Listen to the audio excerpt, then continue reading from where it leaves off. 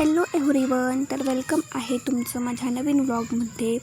तर मी उन्हाळ्याच्या सुट्ट्यांसाठी जूनमध्ये गावी आली होती आणि वातावरण एवढं मस्त झालं होतं की सगळीकडे खूप मोठं वारं सुटलं होतं आणि असं वाटत होतं खूप मोठा पाऊस येणार आहे. तर सगळेजण मला म्हणत होते की पुण्याहून येता येता तू पाऊस घेऊन आली का. तर मला हे ऐकून खूप बरं वाटलं. आणि आमच्या घरी होते धोंडे जेवण दीदीसाठी आणि भाऊजीसाठी.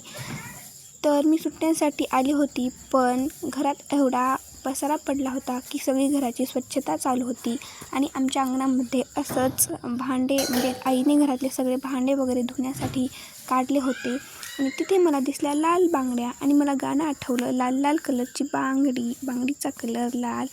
मग मी ते घालून बघितलं. धोंडे जेवण होते त्यामुळे दीदी आणि दीदीची मुलगी दुपारीच एक दिवस अगोदर आल्या होत्या आणि निधी खूप दिवसांनी आली होती, कमीत कमी 2 महिन्यांनी तर आली असेल. त्यामुळे तिचा खूप लाड होता आणि मला माहिती आहे का, ती आम्हाला सगळ्यांना विसरून गेली होती.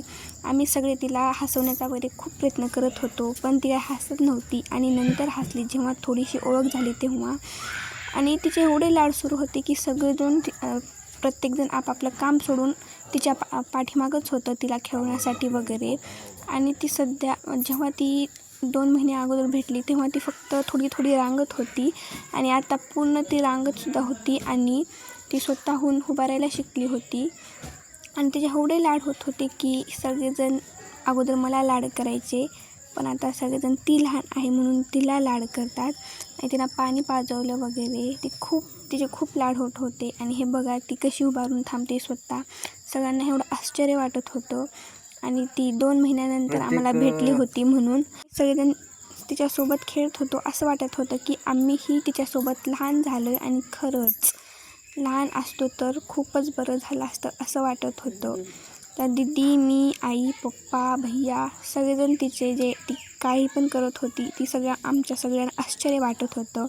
आणि ती खूप छान आहे, खूप गोड आहे, खूप छान स्माईल देती वगैरे.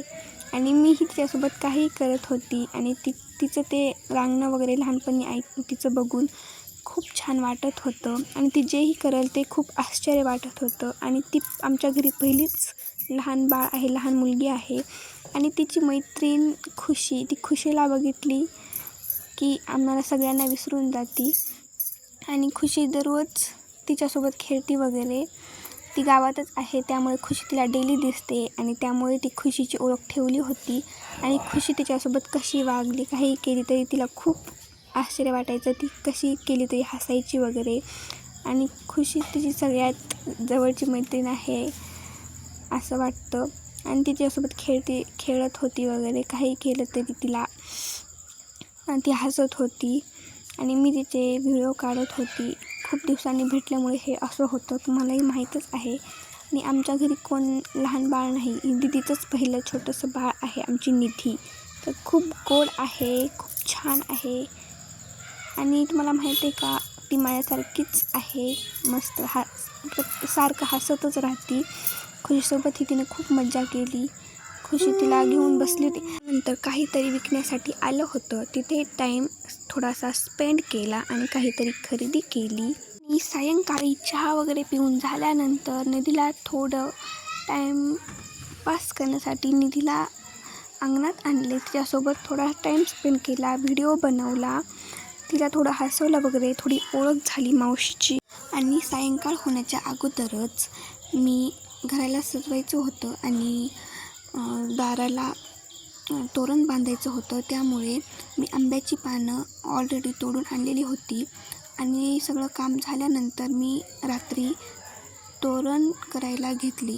तर आईने मला सांगितलं होतं की घराला आंब्याचं तोरण बांधल्याने घरात सुख, शांती, समृद्धी येते, लक्ष्मी नांदते वगैरे. आणि आईचे सांगेल ते मी खरंच मनापासून करते. आणि आपल्या आईने आजीने सांगितलेलं असतं ते खरंच असतं. त्यामुळे आपल्या आजीचं आणि आईचं कधी ऐकायचं, ते आपल्यासाठी काही चांगलंच सांगतात.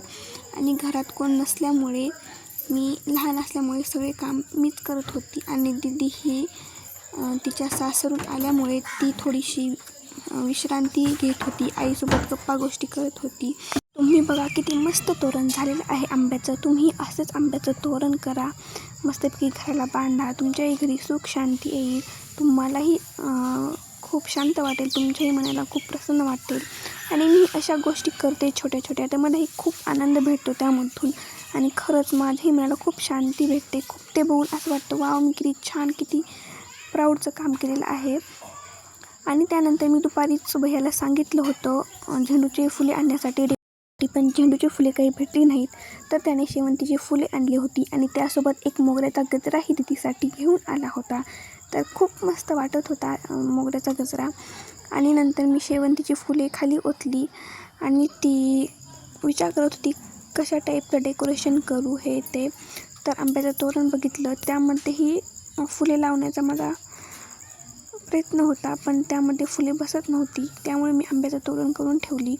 आणि तुम्हाला माहीतच आहे की फुलं त्यामध्ये खराबही निघतात. त्यामुळे मी सेपरेट जे खराब फुले आहेत ते सेपरेट काढत होती आणि त्यामध्ये लाल फुलेही मिक्स होती, तर ते सेपरेट केलं. आणि डेकोरेशन करायचं होतं, त्यामुळे मी ज्या त्या शेवंतीच्या फुलाच्या पाकळ्या असतात ते सेपरेट केलं. आणि आमची तिथली आम्हाला कोणालाही काम करू देत नव्हती आणि ती सतत रडत होती. तिला हे आमचं घर नवीन वाटत होतं आणि सगळे घेऊन तिला खूप कंटाळले होते. त्यामुळे माझ्याकडे आणून सोडले. आणि मी तिची माहू असल्यामुळे मला घेणं गरजेचंच होतं. आणि मी तिला कशी तरी ॲडजस्ट केली, तिच्यासोबत काहीतरी गप्पा गोष्टी करत होते, तरी ती ऐकत नव्हती. 2-3 मिनिट शांत बसली, नंतर ती रडायला लागली. आणि तिला मी हातात फूल वगैरे दिलं, व्हिडिओ करते हे दाखवलं आणि भैया हसत होता. आणि त्यानंतर मी तोरण झालं माझं आणि मी घराला तोरण वगैरे बांधली. खूप मस्त वाटत होतं. तुम्हीही बांधा, बघा आमचं घर किती छान वाटते. आणि तोरण बसत नव्हतं. दिदी माझा व्लॉग काढत होती आणि अंधार झाल्यामुळे बाहेर काही दिसत नव्हतं, तरी मी तोरण वगैरे लावली. मी फायनली माझं तोरण बांधून झालं, पण तोरण फक्त झालं होतं आणि खूप डेकोरेशन बाकी होतं. आणि त्यानंतर मी आणखीन घर छान वाटण्यासाठी दोन्ही साईडला झेंडूच्या फुलांच्या माळा लावल्या आणि खूप छान डेकोरेशन वाटत होतं. माझ्या आईने दीदीला देण्यासाठी खूप मस्त असे अनारसे केले होते. मी अनारसे खाल्ले, एकदम भारी झाले होते. आणि तुम्हाला अनारसे माहीत आहेत का ते कमेंट करून सांगा. आणि नसतील तर तुमच्या आईला बनवायला सांगा. आमच्याकडे तर खूप मस्त माझी आई अनारसे बनवते, ते मी खाल्ले. माझे अनारसे खाऊन झाल्यानंतर मी घरात आले, तर घरात एवढा पसारा पडला होता, एवढे कपडे होते आणि मला माहिती आहे ते सगळं मलाच आवरायचं होतं. आणि मी यायच्या दिवशीच आईने हे सगळं भांडे धुवून वगैरे घेतले होते आणि घर खूप स्वच्छ केलेलं होतं. बाय बाय, भेटूया नंतरच्या व्लॉगमध्ये. थँक्यू.